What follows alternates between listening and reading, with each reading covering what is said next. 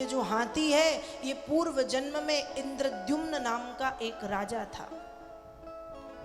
एक समय की बात है, ये अपने सिंहासन पर मतवाला होके बैठा था और किसी चिंतन में डूबा था।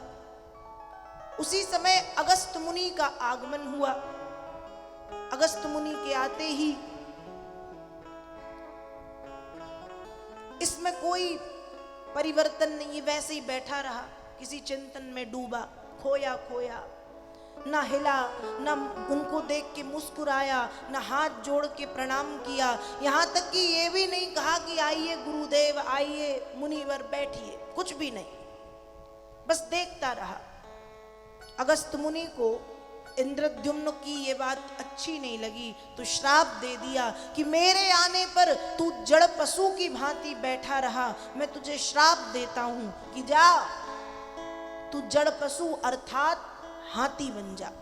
अगस्त मुनि के श्राप से इंद्रद्युम्न हाथी बनता है। और ये जो मगर है ये पूर्व जन्म में हूहू नाम का एक गंधर्व था। ये किसी सरोवर में स्नान कर रहा था। उसी सरोवर के किनारे देवल मुनि बैठ के तपस्या कर रहे थे, तप कर रहे थे। जब हूहू ने देखा तो देवल मुनि का पैर पकड़ के खींच दिया। खींचा, देवल मुनि पानी में गिर गए। ये जोर जोर से हंसने लगा। देवल मुनि को बुरा लगा तो देवल मुनि ने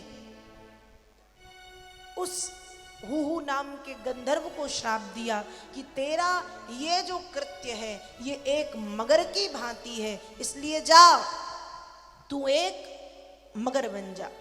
इन अगस्त मुनि के श्राप से इंद्रद्युम्न हाथी बनता है।